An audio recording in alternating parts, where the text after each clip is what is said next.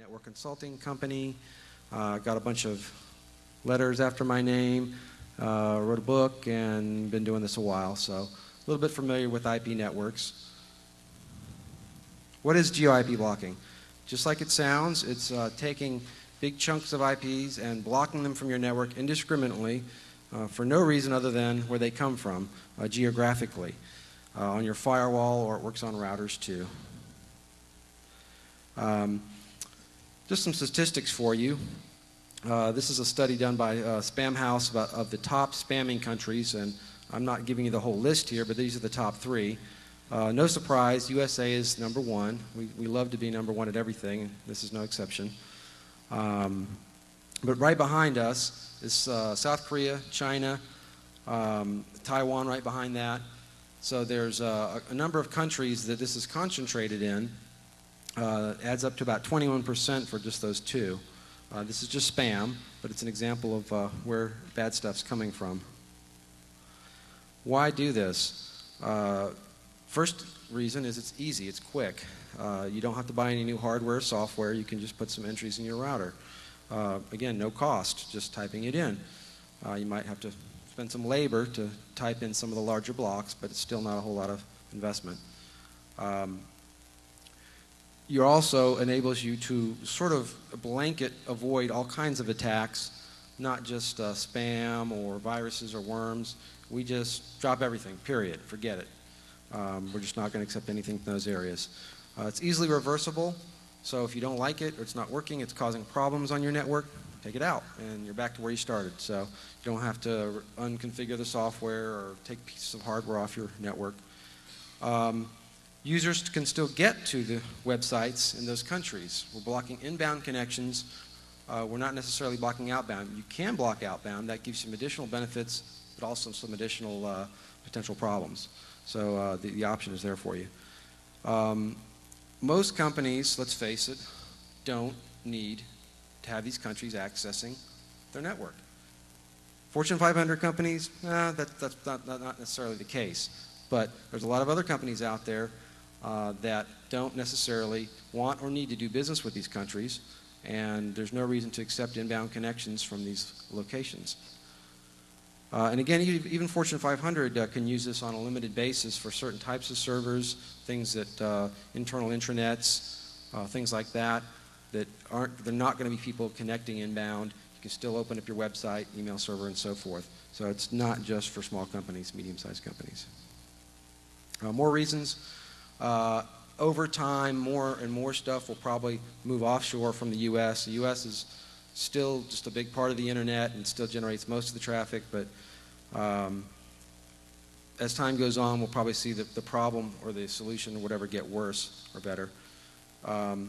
It also has the effect, similar to spamming blacklists, of forcing bad actor countries, as I call them, to take some actions. And this, in fact, has happened with China and spam. They've recently introduced some laws and arrested some people and God knows what in their usual way. But still, they're taking action and starting to become more of a good net citizen because of this pressure. What can this help with? Well, as I was saying before, it's sort of a blanket approach. So it can block spam, of course, was our example. Email fraud coming out of those locales. Phishing attempts, viruses, worms, automated hacking tools, manual hacking, mostly script kiddies. I know you can spoof the addresses and do all kinds of fun stuff like that. If someone's really concerned about getting to your servers, they can manage to do so even with this. But as we know, 90% of the stuff out there or more is kind of dumb and doesn't do that. And also I say prohibited off-site content, porn, gambling, if you block the outbound connections from your network. Why not? Well, when does not make sense? It's not 100% effective. What is? But if you're looking for a gold, silver bullet, whatever, this is not it. This is just yet another tool, another layer to help with your security protections. Some people may have a problem with it in that it goes against the idea of global access to everything all the time. And again, if you're a big company, you probably can't do this on your public servers, your web, your email. or if you're even a small company, say doing business in Japan or overseas areas, however, you can still block, say, China. If you're doing business in Europe or elsewhere, you can still take the effort to block the bad guys. And again, it's going to block emails and things like that as well. So if you're expecting to get legitimate business email, you don't want to block it, or you want to take a more limited approach. Example, my company, we primarily deal with community banks in Texas. There's very, very, very low possibility of anyone trying to do legitimate business with any of those countries with me. And frankly, if I had one customer who wanted to do business over there, I don't want them. So in my case, it makes a lot of sense. How it works. Let's start at the very top level, and some of y'all may already know this, but IANA assigns out big address blocks to what's called the regional internet registries, or RIRs, that handle more regions, continents, what have you, and they handle assigning things regionally. ARIN is the RIR that handles North America. Has anyone ever had to file for IP space with done a SWIP? Yeah, a lot of fun, right? So you know all about ARIN and how they work. Other RIRs that we'll talk about primarily, because ARIN is not part of this talk. We don't want to block ARIN, otherwise we'd be blocking ourselves and most of the other stuff that we want to get to. But some of the other RIRs that may be of interest: APNIC, which is Asia Pacific Network Information Center; RIPE, which is Europe and part of the Middle East and Central Asia; LACNIC, Latin America; and AFRINIC, which is a new RIR that just got assigned for Africa. Talk about some of the RIRs specifically and which ones make less or more sense to block. APNIC, Asia, as I said, now this takes in several of my top bad actor countries, number 2, number 3 spammers, for example. Just by blocking APNIC, and this is a example that I proved to myself, you can end up blocking about 20 to 30% of your malware headed for your public servers just from APNIC, because so much stuff comes out of that region. However, be careful if you do a blanket block. Japan, a lot of business gets done over there, and some other areas, so you may not want to take a blanket approach. I do, and it hasn't hurt me yet, but you've got to make that determination. Here's the IPs if you want to take a blanket approach. The good news is it's just not a whole lot of statements, really. It's some big pieces of network, big /8s, and put a statement in your router or firewall and drop everything. I have to add here, caveat emptor, this list not necessarily complete. You want to check with IANA and make sure that this is the latest list. And you don't need to jot this down. I don't see anyone writing down anything anyway, so it's too late in the day. But it's on the CD and on the website, so you can get all the numbers off of there. Here is an example if you say you don't want to take that blanket approach, you just want to block China. You also have to take into account that many organizations, sub-organizations within a region may not necessarily have IP space that's assigned to their RIR. They may get it from ARIN. They may have applied. They may have an American parent company, or they may have applied a while back, or just they may have wanted to get that space for another reason. So if you really want to be 100% accurate, you've got to go out there and find out all the IP addresses associated with that, including the ARIN space. Here's an example of the China-only IP blocking, if you want to do that. Don't worry, again, don't write all this down. It's on the CD, it's on the website, and I'm going to show you at the end a way to get this current list automatically, so instead of having to take it all off this presentation. There's Korea, same kind of thing. Europe. Europe's a little bit more of a mixed bag because we've got a lot of small countries there. There's a lot of governments. There's a lot of multinationals. It's really mixed up over there, and it's pretty hard to block the whole thing. I don't recommend it. But you can sort of take a couple of countries that are particularly troublesome, such as Russia, and drop that, because a lot of stuff comes out of Russia. And again, a lot of companies aren't necessarily doing business with Russia, needing to provide access to their network from it to there. But if you do want to take it out, there it is. That's the RIPE address space. Again, not a whole lot of statements in your router config. Type them in and go. I'll be giving examples at the end. So, LACNIC is Latin America and Caribbean. A lot of these organizations use air and space, again, because they either have a company in the U.S. or they've established their presence there. But if you want to take a rifle approach, Brazil and Argentina are the worst guys, I should say, over there, and you can take those out. If you're a border company, border state, or you're doing a lot of NAFTA business, you may just want to skip this RUR. I don't block it myself, so it's up to you and how permissive or not you want to be. Pretty small set of blocks for them at any rate, so pretty easy to blanket. Here's the, these are just examples again. I'm going to give you guys a tool to get the custom list for your network, but there's the list for Brazil. AfriNIC, this is a new RUR, and just a lot of bad stuff comes out of here.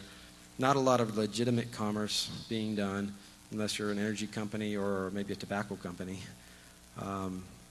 There's just more or less a lot of offers to transfer $20 million into your bank account for a Nigerian general or something. So you may want to just go ahead and block that. It's 1/8, and probably not going to cause you any problems with legitimate commerce. A couple of strategies you can take towards this, as I mentioned, shotgun approach, just block them all. Just take them all out, and if there's problems, then you can always go back. Again, and myself and a lot of companies that I've talked to, they've done it, and it just didn't seem to bother them at all. So you can block the entire RUR space and be done with it. It's easy and quick, but you might end up blocking some countries that you do want to do business with. Example, Australia, New Zealand does use some of that space. Some sites do, some sites don't, so you need to be careful.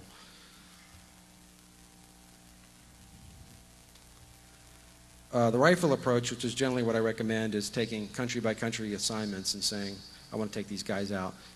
Easiest thing to do if you want a quick hit is just those top three, China, Taiwan, and South Korea, and get a 20 or 30%, lessen the load on your DMZ servers, your mail servers, by 20 to 30%, without doing a whole lot of harm to anyone wanting to come in legitimately.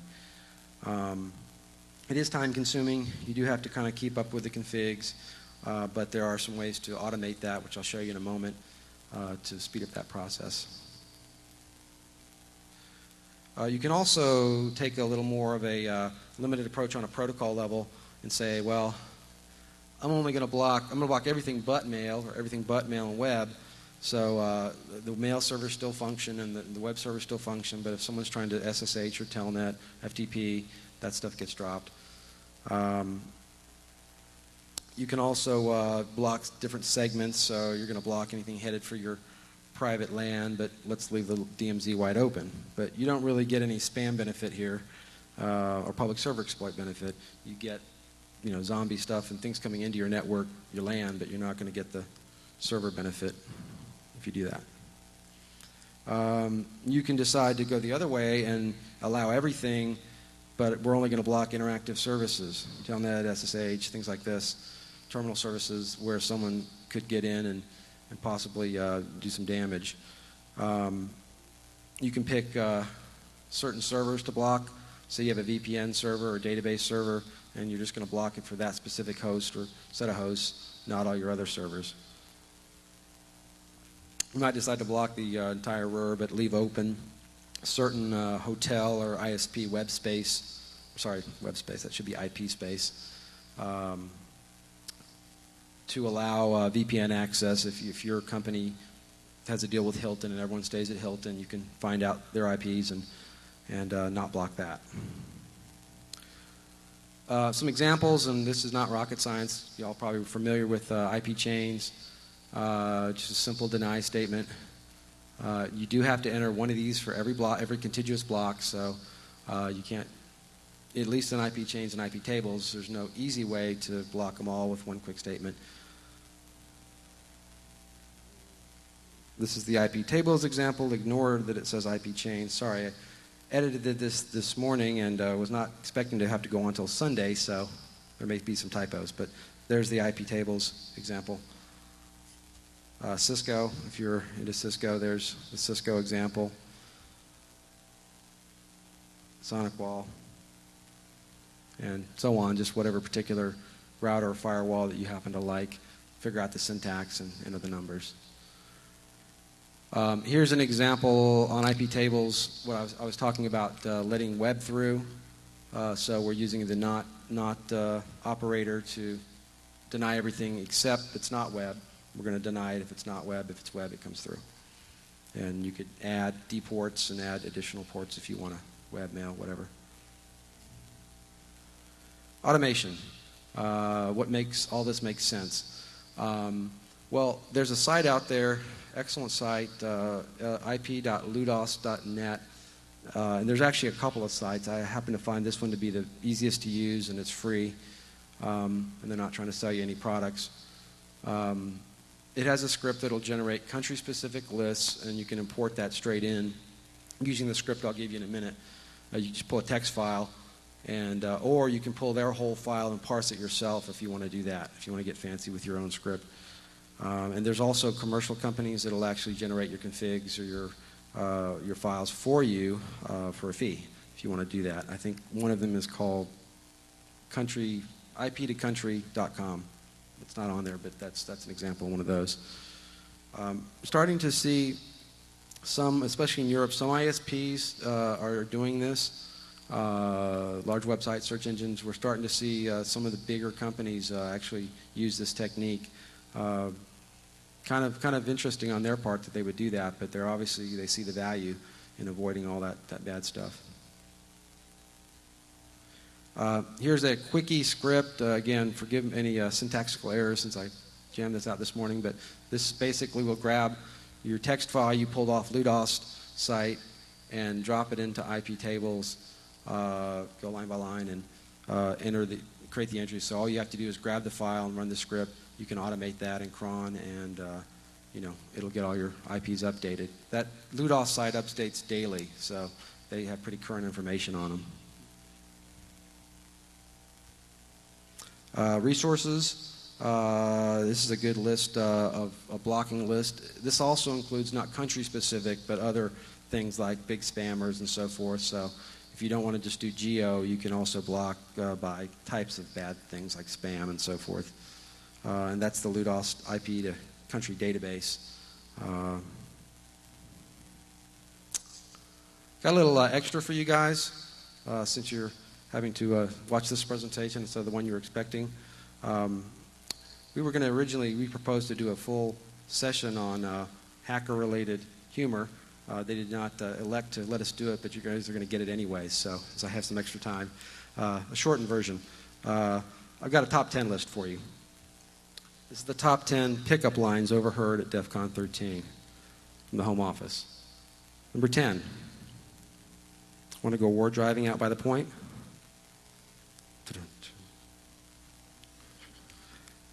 Hi, I'm with tech support. Can I have your password? That didn't go over very well. I'm serious. I really need your password. Got the password, but no date. Hosting a private version of the TCP/IP drinking game later in my room. Just you and me. Hey, snarf this. Number 5. Hey, mind if I try to pick the lock on your bra? Tried to spot my little federal buddy. Hey, I heard there was a really cool PGP signing over at Caesars. Want to go? Number 2, this is for the ladies in the crowd. Figured give this to you. It's kind of complicated, though. You really have to master it. It's difficult. Hi. Works. Finally, number 1 pickup line overheard at DEF CON 13. Hey, did you know I'm a speaker at DEF CON 13? That's it. If you have any questions on this or anything else, my email is thowlett@netsecurityservices.com. And the presentation will be posted to my site as well as it's on the DEF CON site. And feel free to email me views, comments, questions. Any questions right now, since we're done pretty early? Yes?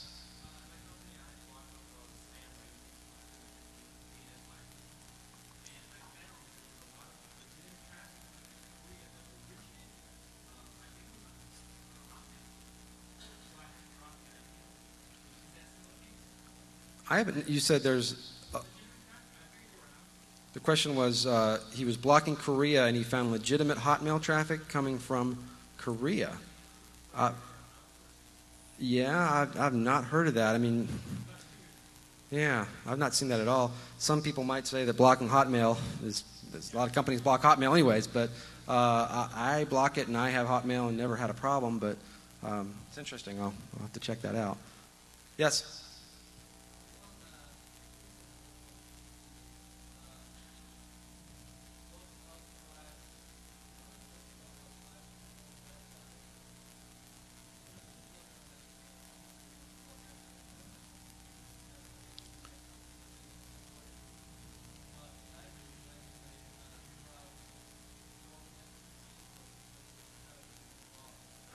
Like a kind of like a honey net, sort of, kind of.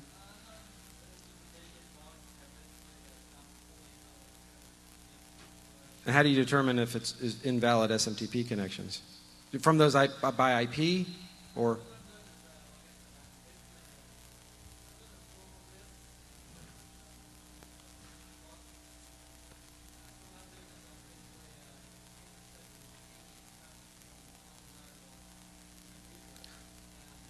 Okay.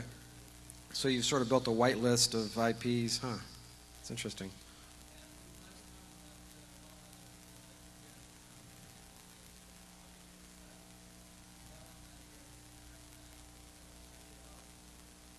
Yeah, I mean, you can do all kinds of interesting things with your IP table statements about what you do with it and where you send. I mean, drop, deny, and you can get really fancy with it and do fun stuff with it.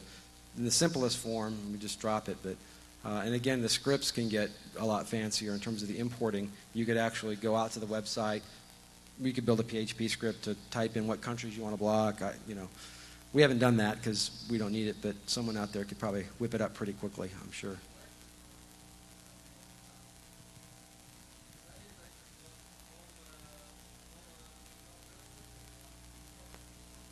You blocked all email addresses except for... Huh.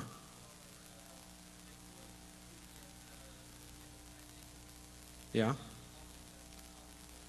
Yeah, I mean, that would work. You don't get any complaints about that? Oh, good. Good for you. A question back here somewhere? Good question. I don't know.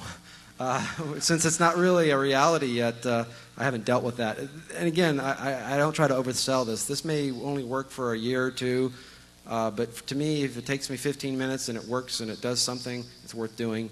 But yeah, I mean, IP6 could throw a wrench in that because I don't think they're going to be assigning things regionally anymore with that. Also, I didn't mention this, but some other fun things you can do with, you can do GeoIP detection. And write some snort rules to detect Chinese IP addresses on your network for some reason. So we've done that too. About well, if it did get through, why it's on our network now? Let's throw up an alert. So there's some other advanced topics, but again, this is just something down and dirty that you can do that might save you some grief, and anything that lowers the percentage chance of me getting exploited and is. That cost is low and the benefit is relatively high is a good thing to me. Any other questions? Great. Thanks for coming. I really appreciate it, and have a good show.